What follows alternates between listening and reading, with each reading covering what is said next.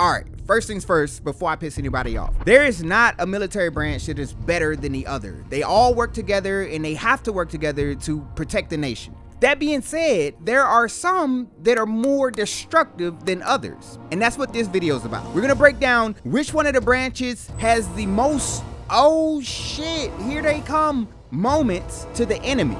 And to keep this fair, we're gonna grade them based off of speed of destruction, meaning how quickly can they get in here and bring the pain. We're gonna grade them off of firepower, meaning how much damage can they do with one strike. We're gonna grade them off of sustained lethality, meaning how long can they keep up this carnage. And we're gonna grade them off of psychological impact. How much can they make the enemy rethink life choices? So let's get into it. And sadly, I'm not gonna include the Coast Guard. I'm sorry. But we're gonna start with the Space Force. The Space Force, they don't drop bombs as of yet. They don't have any special warfare troops or anything like that. They just control the space. So they do operate satellites that can control missiles though. So like if the Air Force or the Navy lets off some missiles, the satellites in the air can control those missiles. And they can disable enemy satellites, leaving them blind and confused. I've heard that they're trying to build satellites that can actually deploy weapons. I don't know if this is already being done yet, but I'm sure if it was being done, it would be the Space Force who controls that. But because I don't know if this is being done yet, I can't include this in the calculation. So as far as their speed of destruction, they don't really destruct. But since they help everyone else and they can help them fairly quickly, I'll give them a speed of destruction score of 6 out of 10.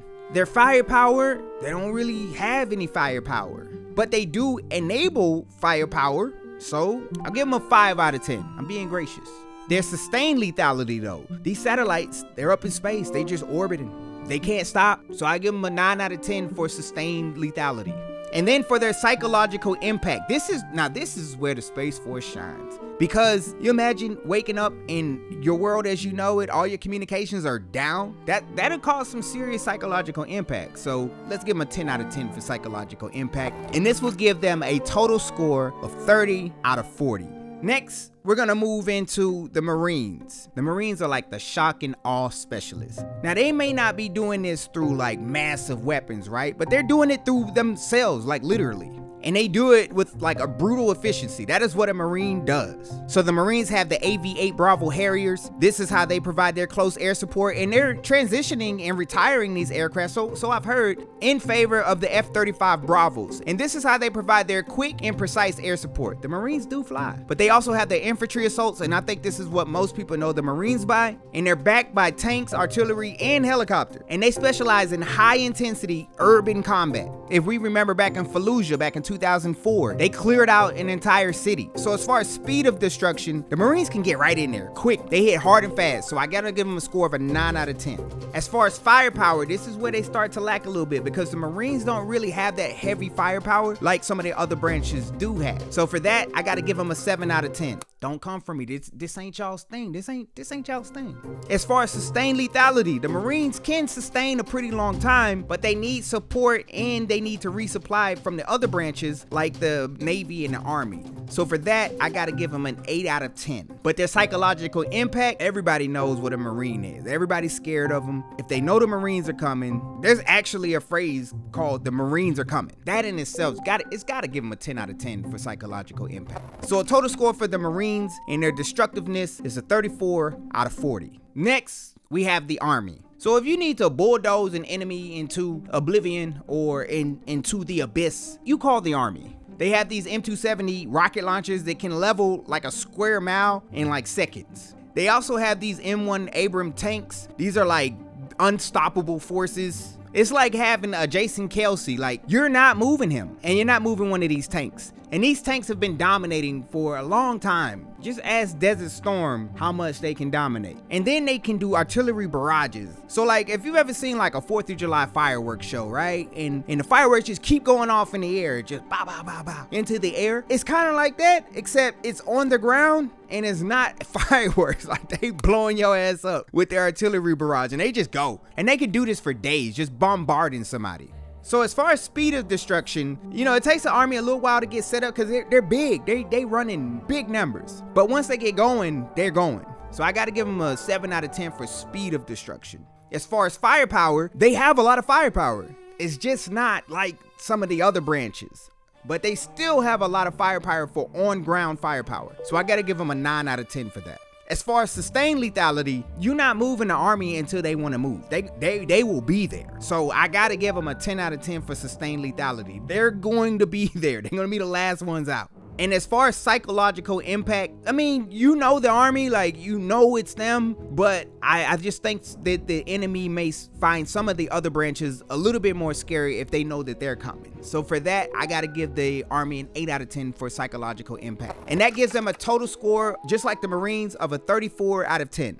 And then you have the US Navy, and they have like floating death machines. And so if we're talking potential for destruction, the Navy is scary. Like, everything about them is scary. They have carriers that have aircrafts on them that can just get up off of an aircraft, fly out into wherever they need to go and destroy stuff. They have Tomahawk missiles. These are long range, all weather, jet powered missiles. They basically shoot these missiles out of a ship or a submarine, and these things can travel for like thousands of miles and go hit a pinpoint spot. And they don't do like a little bit of damage. They can blow something up and you don't even never see it coming. And then you have nuclear submarines. There's literally like these submarines just in the middle of the ocean, in the water somewhere, and their whole purpose is to have nuclear weapons on board. So in case some stuff pops off, they're right there in case they gotta let one of these things go. Right now, like, just sitting in the ocean, a nuclear submarine. So as far as speed of destruction, now it could take a ship a while to get somewhere, but most of these ships are already just out there. So they're already there. Like, let's say we needed to get somebody there like quickly, let's give them a 9 out of 10 for speed of destruction. As far as firepower, solid 10 out of 10. One of the submarines sitting in the ocean right now can end a whole civilization. They can end a whole country. One. So 10 out of 10 for firepower, hands down.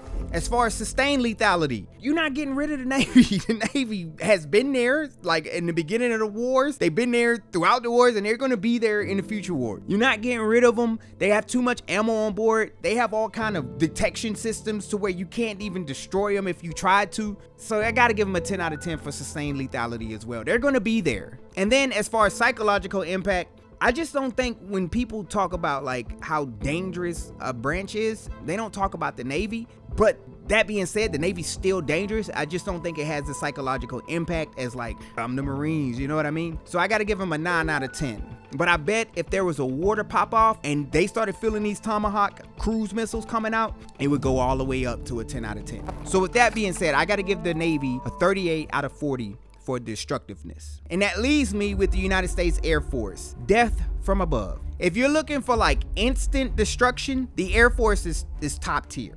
You got the B-2 bombers. These are like stealth incognito aircrafts that are in the air, and they can drop off any assortment of bombs. They can do anything and destroy a whole battlefield or country. And you can't even detect them like on radar. Like, they're not there, but they are. You got the A-10 Warthog, which they've been trying to decommission for years, but they can't because this thing is just so dangerous. It has a 30mm cannon on the front of it, and it shoots rounds in bursts. All you hear when you hear Warthog is brr, and that little brr destroyed everything. Like, this thing is dangerous. This thing has been tried and tested. Like, it's been in service since 1977, and it's just as dangerous now in 2025 as it was almost 50 years ago. The thing is a beast.